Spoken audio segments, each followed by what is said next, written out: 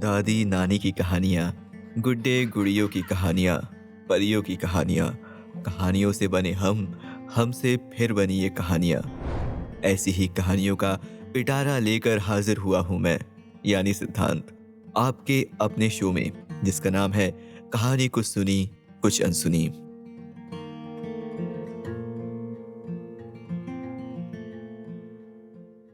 दोस्तों, मैं आज सुनाने जा रहा हूँ सादत हसन मंटो की लिखी कहानी नया साल।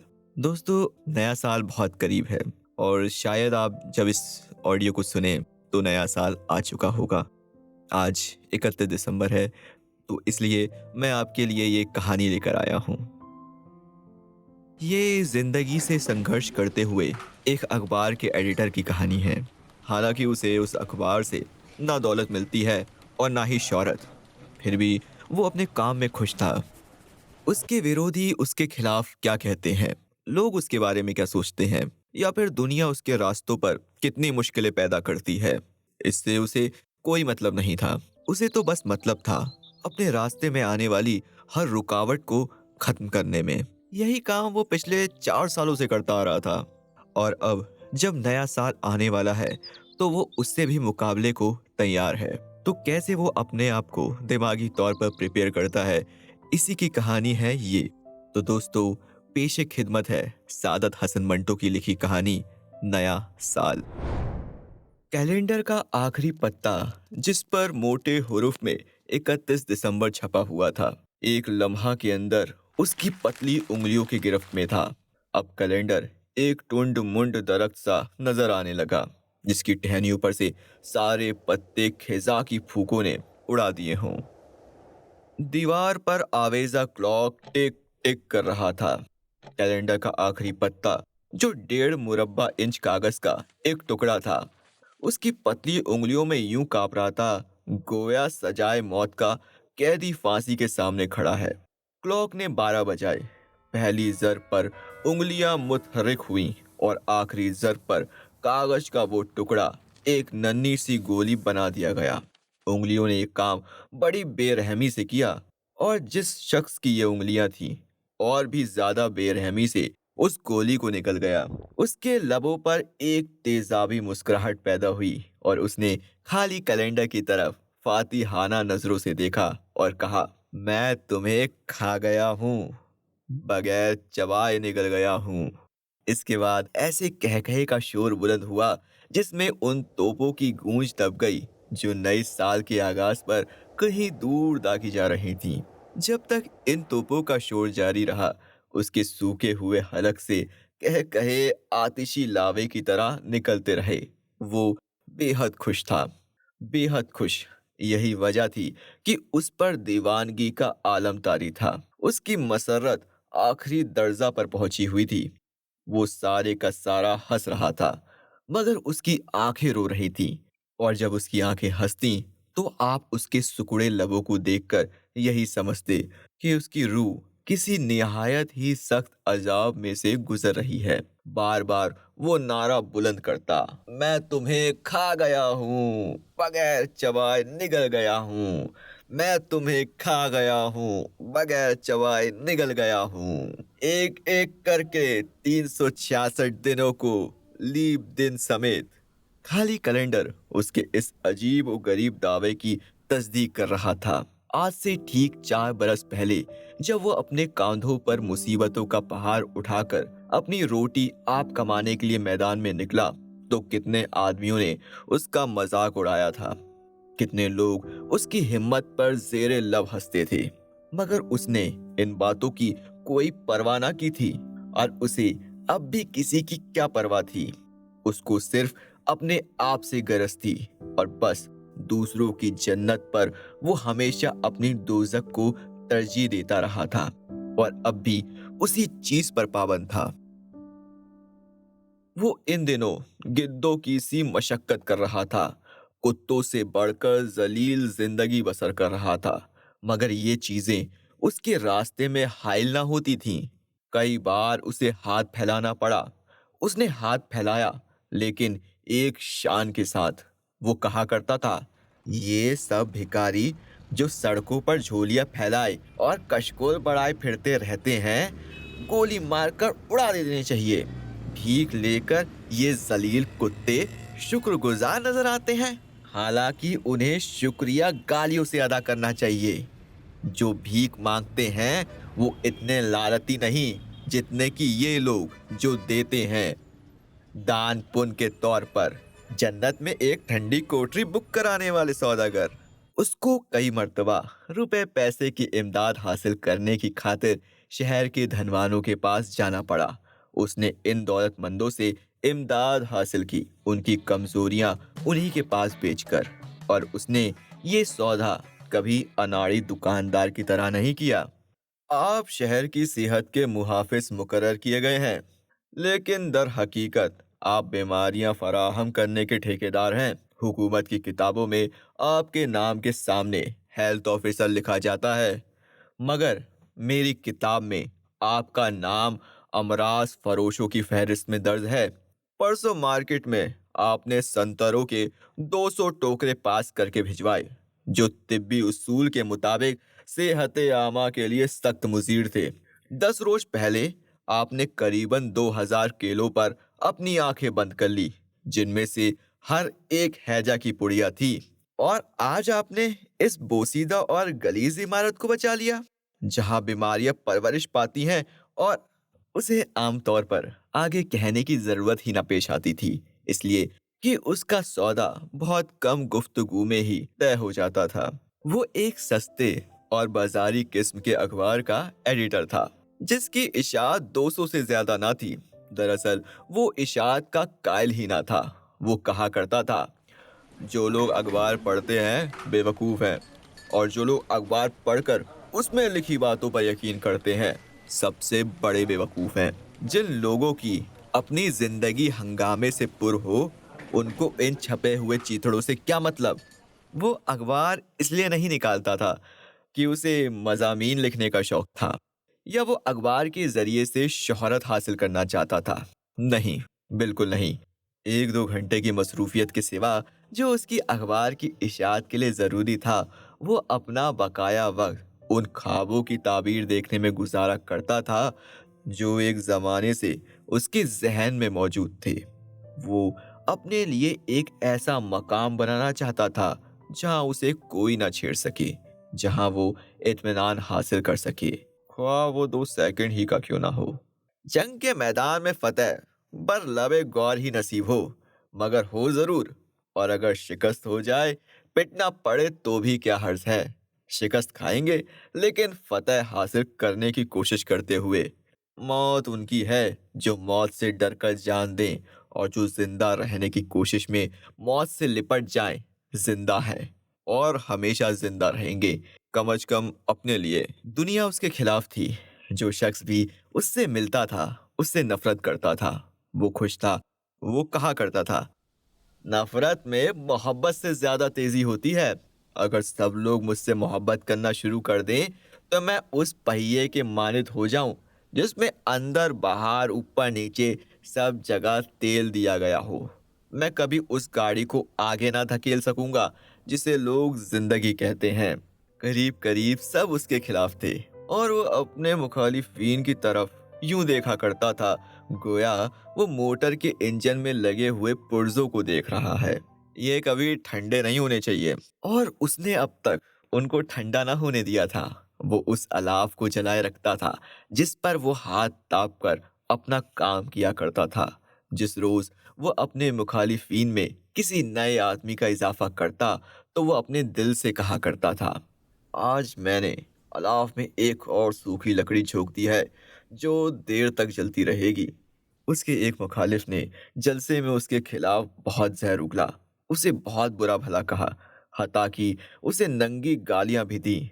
उसके मुखालिफ का ख्याल था कि ये सब कुछ सुनकर उसे नींद ना आएगी, मगर इसके बरक्स वो तो उस रोज मामूल के खिलाफ बहुत आराम से सोया, और उसे खुद सारी रात आंखों में काटना पड़ी।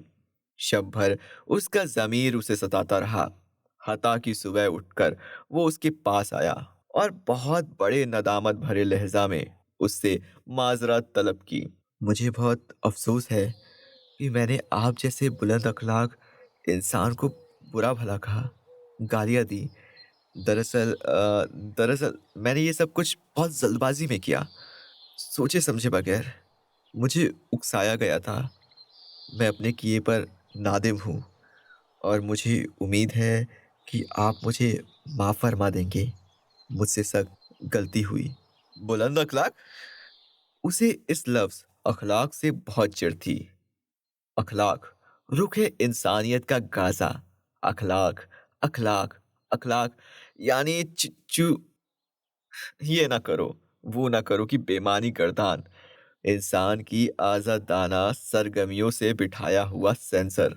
उसको मालूम था कि उसके कमज़ोर दिल मुखलिफ ने झूठ बोला, मगर ना मालूम उसके दिल में गुस्सा क्यों ना पैदा हुआ। बखिलाफ इसके उसे ऐसा महसूस हुआ कि जो शख्स उसके सामने बैठा माफ़ी मांग रहा है, उसकी कोई निहायत ही अजीज शय फना हो गई है। वो गायत दर्जा बेरहम तसव्वुर किया जाता था और असल में वो था भी बेरहम, नर्म और नाजुक। जज्बात से उसका सीना बिल्कुल पाक था, मगर उस पत्थर पर से कोई चीज रेंगती हुई नजर आई। उसे उस शख्स पर रहम आने लगा। आज तुम रूहानी तौर पर मर गए हो और मुझे तुम्हारी इस मौत पर अफसोस है। ये सुनकर उसके मुखलिफ को फिर गालियां देनी पड़ी, मगर उसके कानों तक कोई आवाज न पहुंच सकी। मुद्दत हुई, वो उसको किसी दूर दराज कब्रिस्तान में दफन कर चुका था। 4 बरस से वो इसी तरह जी रहा था, जबरदस्ती, दुनिया के मर्जी के खिलाफ।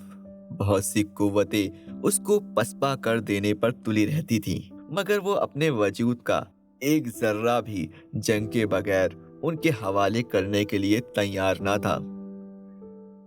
जंग जंग जंग, हर मुखलिफ कुव्वत के खिलाफ जंग, रहमो तरहूम से नाशनाई, इश्क व मोहब्बत से परहेज, उम्मीद, खौफ और इस्तकबाल से बेगानगी, और फिर जो हो सो हो।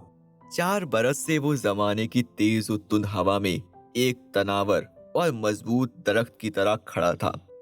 मौसमों के तगय्युर और तब्दुल ने मुमकिन है उसके जिस्म पर असर किया हो, मगर उसकी रूह पर अभी तक कोई चीज असर अंदाज न हो सकी थी। वो अभी तक वैसी ही थी जैसे कि आज से 4 बरस पहले थी, फौलाद की तरह सख्त। ये सख्ती कुदरत की तरफ से अता नहीं की गई थी, बल्कि खुद उसने पैदा की थी। वो कहता था, नर्म और नाजुक रूह को अपने सीने में दबाकर तुम जमाने की पथरीली जमीन पर नहीं चल सकोगे।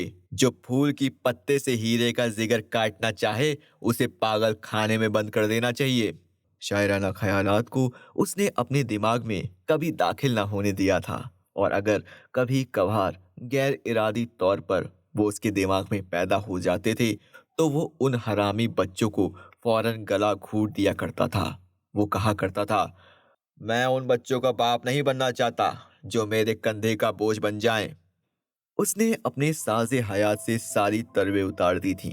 उसने इसमें से वो तमाम तार नोच कर बाहर निकाल दिए थे जिनमें से नर्म और नाजुक सुर निकलते हैं। वो कहता, जिंदगी का सिर्फ एक राज है, और वो राज है जो आगे बढ़कर हमला करने, मरने और मारने का जज्बा पैदा करता है।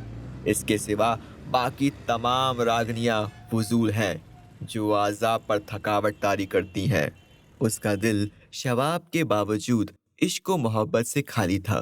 उसकी नजरों के सामने से हजारों खूबसूरत लड़कियां और औरतें गुजर चुकी थी, मगर उनमें से किसी एक ने भी उसके दिल पर असर न किया था। वो कहा करता था, इस पत्थर में इश्क की जोक नहीं लग सकती। वो अकेला था, बिल्कुल अकेला, खजूर के उस दरख्त के मानिद जो किसी तपते हुए रेगिस्तान में तन्हा खड़ा हो, मगर वो इस तन्हाई से कभी ना घबराया था। दरअसल वो कभी तन्हा रहता ही ना था।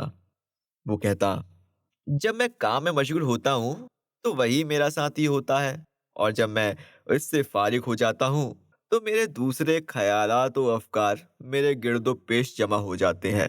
मैं हमेशा अपने दोस्तों के जमगठे में रहता हूँ। वो अपना दिन यूं बसर करता था जैसे आम खा रहा है। शाम को जब वो बिस्तर पर दराज होता तो ऐसा महसूस किया करता था कि उसने दिन को चुसी हुई गुठली के मानद फेंक दिया हो। अगर आप उसके कमरे की एक दीवार होते तो कई बार आपके साथ ये अल्फाज टकराते जो कभी कभी सोते वक्त उसकी जबान से निकला करते थे। आज का दिन कितना खट्टा था। इस बरस के टोकरे में अगर बकाया दिन भी इसी किस्म के हुए तो मजा आ जाएगा। और रातें, ख्वाह तारीख हों या मुनव्वर, उसकी नज़र में दाश्ताएं थीं जिनको वो रोज तलुए आफताब के साथ ही भूल जाता था। 4 बरस से वो इसी तरह जिंदगी बसर कर रहा था। ऐसा मालूम होता था कि वो एक ऊंचे चबूतरे पर बैठा है, हाथ में हथौड़ा लिए। जमाने का एहनी फीता उसके सामने से गुजर रहा है और वो उस फीते पर हथौड़े की ज़रबों से अपना ठप्पा लगाए जा रहा है। एक दिन जब गुजरने लगता है तो वो फीते को थोड़ी देर के लिए थाम लेता है और फिर उसे छोड़कर कहता, अब जाओ, मैं तुम्हें अच्छी तरह इस्तेमाल कर चुका हूँ। बाज लोगों को अफसोस हुआ करता है कि हमने फला काम फला वक्त पर क्यों नहीं किया, और ये पछतावा वो देर तक महसूस किया करते हैं, मगर उसे आज तक इस किस्म का अफसोस या रंज नहीं हुआ। जो वक्त सोचने में ज़ाय होता है वो उसे बगैर सोचे समझे फायदा उठाने की कोशिश किया करता था, ख्वाह अंजाम कर उसे नुकसान ही क्यों ना पहुंचे। वो कहता, अगर सोचकर चलने ही में फायदा होता तो उन पैगंबरों और नेकोकारों की जिंदगी तकलीफों और नाकामियों से भरी हुई हरगिज न होती, जो हर काम बड़े गौर फिक्र से किया करते थे। अगर सोच विचार के बाद भी नुकसान हो या नाकामी का मुंह देखना पड़े तो क्या इससे ये बेहतर नहीं कि गौर फिक्र में पड़ने की बगैर ही नताइज का सामना कर लिया जाए। उसे इन 4 बरसों में हजार नाकामियों का मुंह देखना पड़ा था। सिर्फ मुंह ही नहीं बल्कि उनको सर से पैर तक देखना पड़ा था, मगर वो अपने उसूल पर इसी तरह कायम था जिस तरह तुंद लहरों में ठोस चट्टान खड़ी रहती हैं। आज रात 12 बजे के बाद नया साल उसके सामने आ रहा था और पुराने साल को वो हजम कर गया था बगैर डकार लिए। नए साल की आमद पर वो खुश था जिस तरह अखाड़े में कोई नामवर पहलवान अपने नए मदे मुकाबल की तरह खम ठोक कर बढ़ता है।